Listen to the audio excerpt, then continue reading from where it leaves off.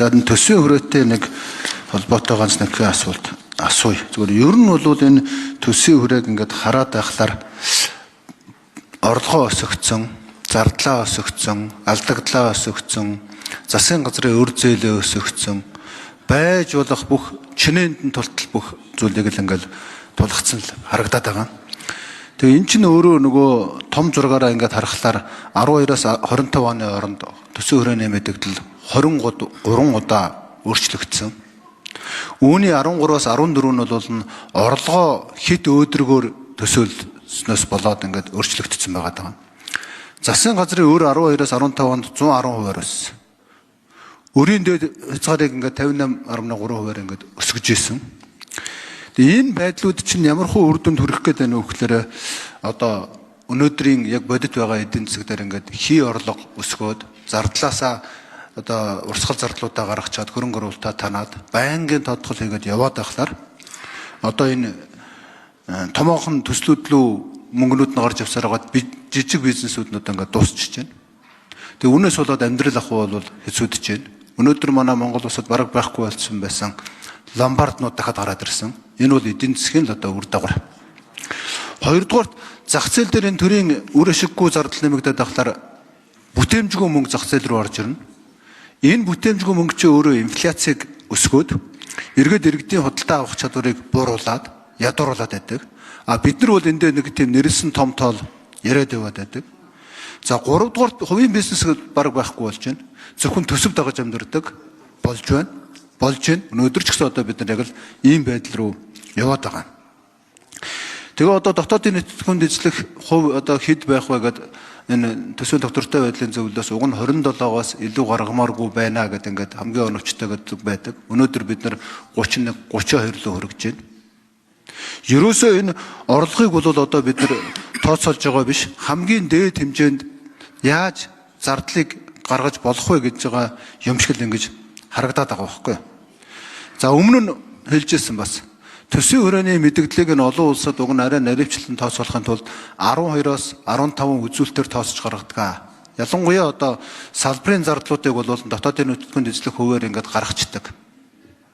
Тэгээ энэ дүнгээр нь одоо гаргаад явж байгаа ч гэсэн энийг бас аваагүй. Тэгээ энэ ерөөсөө төсвийн хүрээний мэдээлэл бол одоо үндсэндээ бол ерөөсөө ямар ч үр ашиггүй юм цаас болж хөвөрж байна. 3 жилдээ ханаа авах нь байтугай жил болгондоо тодтогдог, жил болгондоо өсдөг болж байна гэж ингэж бол харж байна. Тэгээ нэг хоёрхан асуулт байна. Нэгдүгээрт тэнцвэржүүлсэн үнийг $127 авсан. А бодит дээр бол зах зээл дээр үн бол 68 хавцаа байгаа. Тэгэхээр энэ тэнцвэржүүлсэн орлогыг 127-оор авчихлаар одоо нүүрсний үн буурж байгаа үед энэ тэнцвэржүүлсэн үнэ тооцдог арга өөрчлөл яасан юм бэ? Өсөж байгаа үед нөөц сан бүрддэг. Одоо буурж байгаа үед эн чинь 127-оор тооцоод байхад 68-аар одоо бодиттой үн орж ирж байгаа. Цаашдаа ч бууж магадгүй. Энэ мөнгө яг бодиттойгоор байгаа юу? Дахиад төсвийн орлогын тодтол хийх үү? Хоёрдугаарт энэ төсвийн орлогыг хий бодиттойгоор ингэж өсгөж байгаа хүмүүстээр хариуцлага тооцдог энэ тогтолцоо системийг яах вэ? Энд чинь нэг өсөндөө бол одоо хий өсгөж хий зардлуудаа гаргаад буцаагаад ингээ байнга тодтол хийдэг чинь тодорхой хүмүүсийн хариуцлага гэж үзэж байгаа шүү дээ. Энэ хоёр асуултанд нэг хариулж өгөөч. Та сүүлийн 10 жилийн статистик үзээрэй. Энэ тооцоолсон төсвийн тэнцвэржүүлсэн орлого хий вэ нүү? Үнэн байна уу? Яг төлсөн хэмжээнд л яваа шүү. Даашаа дандаа илүү давж биелж байгаа. Хоосон орлого гаргаад, хоосон зардал гаргаад байдаг юм шиг та юм мэдээллийг нийгэмд буруу өгч болохгүй.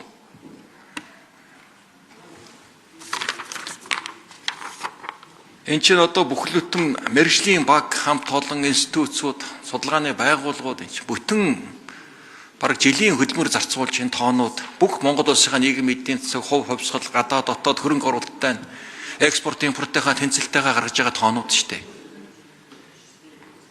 Энд хий бичээд хий унгаагаад байдаг зүйл байхгүй, ингэж болохгүй.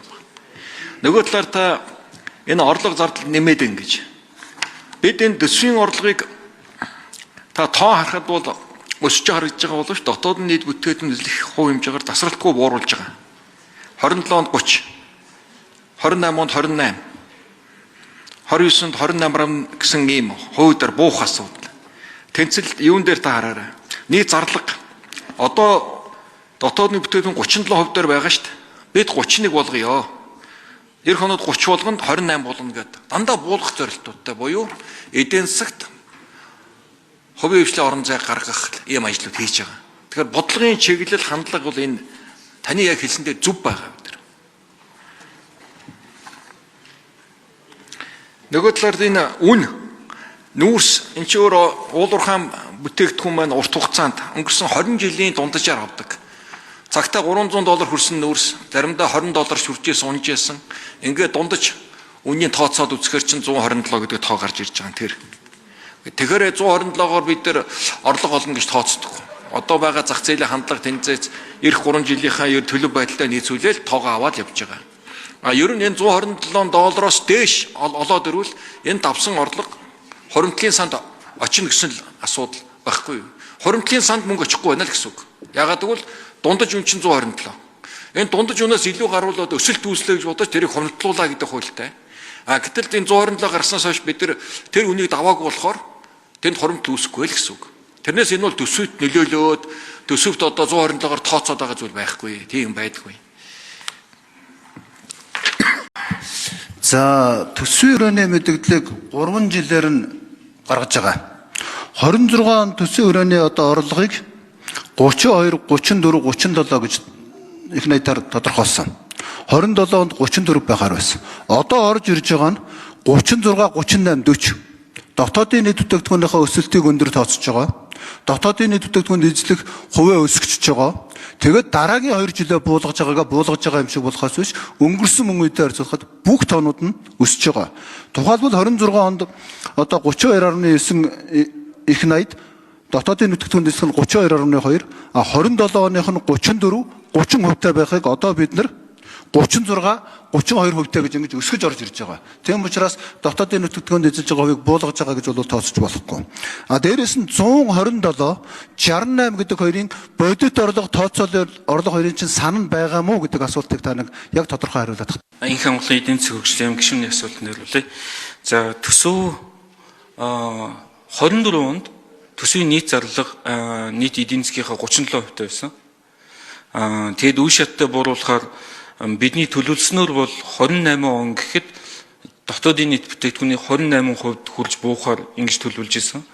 Гэхдээ өнгөрсөн жил төсөв батлагдах үед багш эмчнэрийн цалин нэлээд өндөр дүнгээр нэмснээс болоод 28% арай хүрэхэргүй болсон. Одоо бол 29 онд 28% буюу яг дотоодын нийт бүтээгдэхүүний 1%-тай тэнцэх хэмжээний зөрүүл гараад байгаа бидний төлөвлөсөнтэй холбоотой. Тэрнээс биш 24 оноос хойш тасралтгүй үе шаттай буулсаар байгаа гэдэг хэлээ. За худлаа хариу өгч шүү. Одоо энэ 27 оны төсвийн хүрээ 26 оны төсвийн хүрээний би тоог нь уншаад өгчээ. Тэнцвэржүүлсэн орлого 26, 27, 28 онд 31, 33, 37 их найд. Дотоодын бүтээгдэхүүн эзлэх хөв 31, 29, 28% гэж байсан. Одоо 27 оных нь болохоор тэнцвэржүүлсэн орлого 34, 37, 39 их найд. Одоо дотоодын бүтээгдэхүүн эзлэх нь 30, 29, 28 өсөд байгаа. За дээрээс нь дараагийн нэг асуулт байгаа шүү дээ. Энэ 127 гэдэг тэнцвэржүүлсэн нөөцний үн өнөөдрийн зах зээл дээр байгаа $68 хоёрын зөрүү бодит сан яг бодитоор байгаа юу? Дахиад төсвийн тодтогт хийхгүй байгаа үстэй. Би яг энийг дахиад асууя гэж бодож байна. 26 оны төсвийн хүрээтэй харьцуулахад 27 оны төсвийн хүрээндээ оруулж байгаа тоонууд бол нэмэгдсэн байгаа. Энд бодлогын ерөнхийдөө нэмэгдсэн шалтгаанд 2 шалтгаан байна. Нэг нь бол 27 оны төсвийн нөхцөл байдал, ойлголт орондын нөхцөл байдалтай уялдаад манай эдийн засгийн нөхцөл байдал харьцангуй бидний тооцож байснаас идэвх багатай байхаар шинжтэй байна. Тэгэхээр төсвийн хүрээний дээр тусдаг төсвийн бодлогын үндсэн хэрэгсэл бол төсвийн алдагдал. Тэгэхээр эдийн засгийн идэвхжил муу байгаа тохиолдолд бид төсвийн алдагдлаа нэмэгдүүлж буюу эдийн засгийн нийт гэрэлтэй төсөв талаас нь дэмжиж өгдөг. Тэгэхээр 27 оны тухайд бол өмнө тооцож байснаасаа дотоодын нийт бүтээгдэхүүний 1%-тэй тэнцэх хэмжээний алдагдлыг нэмэгдүүлсэн байна. Өмнө бид 0.8%-тай байсан бол энэ удаад 1.5% болгож аллагдлыг 1.7 их найд болгож нэмэгдүүлсэн. Энэтэй холбоотойгоор зардал бол нэмэгдэж байгаа. Үүний цаана бол эдийн засгийнхаа нийт эрэлтийг дэмжих ийм л бодлого байна. Хоёрт гэвэл орлого тал дээр өнгөрсөн жил энэ нөөтийн буцаалтыг 5% болгохтой холбоотой 1.8 их найдын орлогын буцаалт хийгдэнэ гэж тооцож байсан. Гэхдээ хөрөнгө оруулалтын ачаал урсгал зарлалын нэмэгдэх хэрэгцээг харгалзаад үүнийг бид дагах хууль дээр оруулж ирж буцааж 2% болгож байгаа. Тэгэхээр буцааж орлого болон дотоодын нийт бүтээгдэхүүний харьцаа энэ хуулийн зохицуулалттай холбоотойгоор нэмэгдэж байгаа. Нүүдэлсний үнийн тухайд бол жишг үн $127, зах зээлийн үн бол бид нэг $65-аас $70 байхаар тооцож байгаа. 127-оос давсан хэсгээр тогтворжуулалтын санд ордог. Төсвийн орлогыг тооцохдоо бол бид зах зээлийн үнээрээ тооцож явдаг. Тэгэхээр нүүдэлс маань өөрөө нэг 20-оос 30 төрлийн чанарын ангилалд хуваагддаг. Тэрнээс хамгийн сайн чанартай нь бол 127-оос давах ангиллын нүүдэлсэндүүд бол байгаа. Тэгэхээр тэр хэсгээрээ тогтворжуулалтын санд